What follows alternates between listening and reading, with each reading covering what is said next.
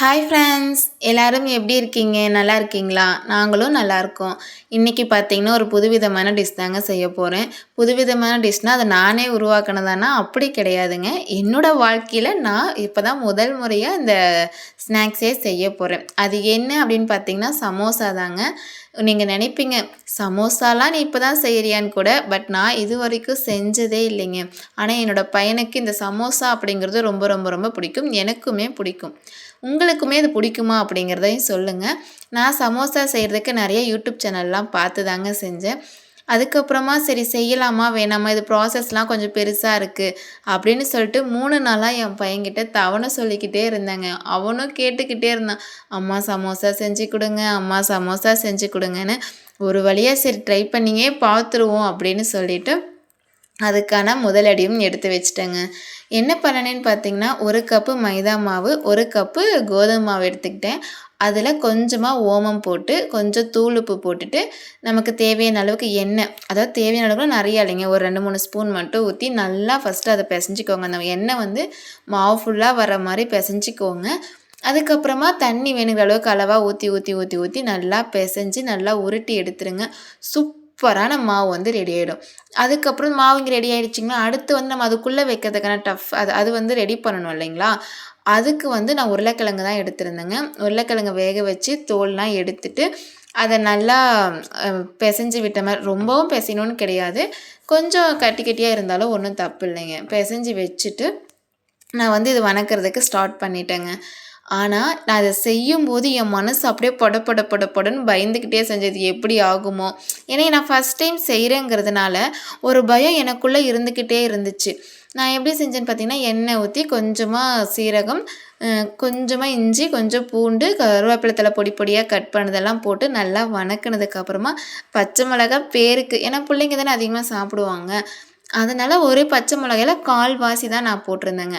அதையுமே போட்டுட்டு நம்ம எடுத்து வச்சுருந்த உருளைக்கிழங்கையுமே அது கூட ஆட் பண்ணிக்கோங்க. அது ஒரு 2 கிளறுனதுக்கப்புறமா கொஞ்சமாக மிளகாத்தூள், உங்கள்கிட்ட வந்து வர மிளகாத்தூள் தனியாக, மல்லித்தூள் தனியாக இருந்தால் எல்லாத்துலேயுமே கொஞ்சம் கொஞ்சம் போட்டுக்கோங்க. எங்கிட்ட வந்து குழம்பு மிளகாத்தூள் இருந்துச்சு, அது ரொம்ப காரமான தூளுமே கூட. அதனால் நான் ஒரு 1/4 ஸ்பூன் அளவுக்கு தாங்க நான் போட்டிருந்தேன். போட்டு நல்லா கிளறினதுக்கப்புறமா கொத்தமல்லி பொடியாக கட் பண்ணி அது கூட ஆட் பண்ணி நம்ம அதுக்குள்ளே வைக்கிறதுக்கான அந்த இது வந்து ரெடி ஆகிடுச்சு. இப்போ பார்த்திங்கன்னா, அடுத்து நம்ம அந்த ஷீட்டு செய்யணும் இல்லைங்களா, அதனால் நம்ம ரெடி பண்ணி வச்சுருந்த அந்த மாவு ஒரு டைம் பிசைஞ்சிட்டு அதை நல்லா உருண்டையாக பிடிச்சி வச்சுக்கிட்டேங்க. எனக்கு பார்த்திங்கன்னா, நான் அந்த 1 கப்பு மைதா 1 கப்பு கோதுமை எடுத்துருந்தேன் இல்லையா, அதுக்கு வந்து எனக்கு ஒரு 10 உருண்டை வந்துச்சுங்க. அப்போது ஒரு உருண்டை 2 ஷீட் நம்ம கொண்டு வந்துடுவோமா, 20 ஷீட் எனக்கு வந்திருந்ததுங்க.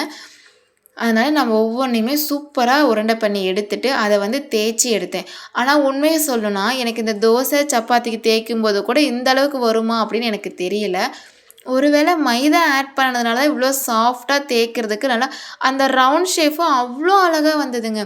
எனக்கு தேய்க்க தேய்க்க ஆசையாக இருந்துச்சு. உட்காந்து பொறுமையாக தேய்ச்சிட்டு இருந்தேன்.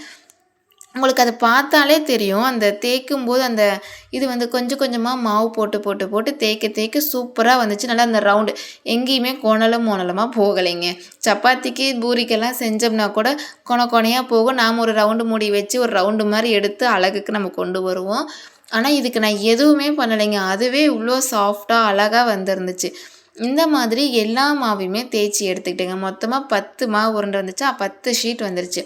இதை நல்லா தேய்ச்சி எடுத்ததுக்கு அப்புறமா நான் வந்து அந்த ஷீட்டு செய்ய ஆரம்பிச்சிட்டேன். இது வரைக்கும் வந்து ப்ராசஸ் வந்து ஓகே, நம்ம ஈஸியாக செய்கிற மாதிரி தான் இருந்ததுங்க.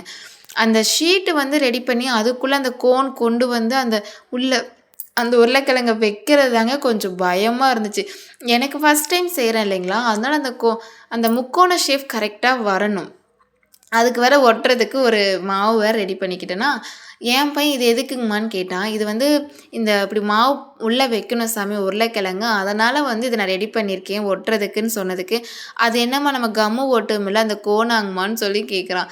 அப்படியெல்லாம் போடக்கூடாதுடான்னு சொல்லிவிட்டு, இங்கே பார்த்தீங்கன்னா கொஞ்சமாக அந்த மைதா மாவு போட்டு தேய்ச்சிட்டு அதை எடுத்து வச்சா சூப்பராக தாங்க வந்துச்சு. இதில் என்ன ஒரே ஒரு மிஸ்டேக்னு பார்த்தீங்கன்னா, அந்த கீழே இருக்கும் இல்லையா அந்த மூக்கு, அது மட்டும் எனக்கு கரெக்ட்டா வரலைங்க. அது ஒரு ஷேஃபா எலி மூக்கு மாதிரியும் அந்த எனக்கு இது எல்லாத்தையும் அடுக்குனதுக்கப்புறம் எனக்கு எப்படி தெரிஞ்சுச்சுன்னா, இந்த பென்குயின்லாம் லைனா நடந்து போயிட்டுருந்தா எப்படி இருக்கும் இல்லைங்களா? அந்த மாரி எனக்கு ஃபீல் ஆச்சு. நான் இந்த 10யுமே செஞ்சுட்டு உங்கள்கிட்ட காமிக்கிறேன். அது உங்களுக்கு எப்படி ஃபீல் ஆகுதுன்னு சொல்லி சொல்லுங்க. அத பார்த்தா எப்படி தெரியுதுன்னு சொல்லுங்க. நான் நினைக்கிறேன் ஒரு வேள நான் அந்த உள்ள உருளைக்கிழங்கு வச்சேன் இல்லைங்களா, அத நல்லா கையில வந்து அந்த லாஸ்ட் கார்னர் வரைக்கும் குத்தி விடணுமா என்னன்னு எனக்கு தெரியல.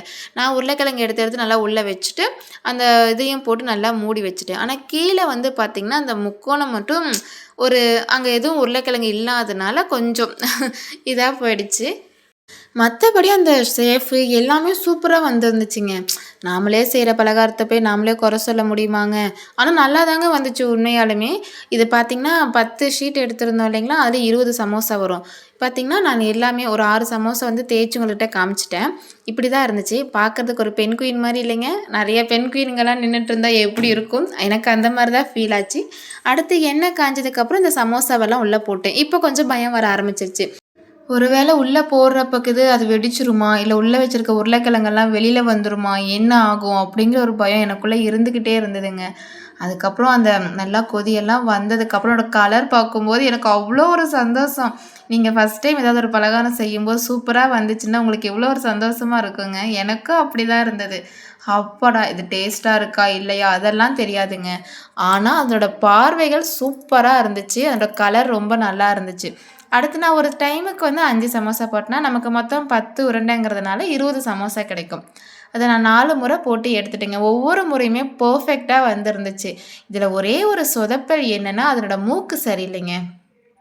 மூக்கு தான் கொஞ்சம் பிரச்சனை பண்ணிருச்சு.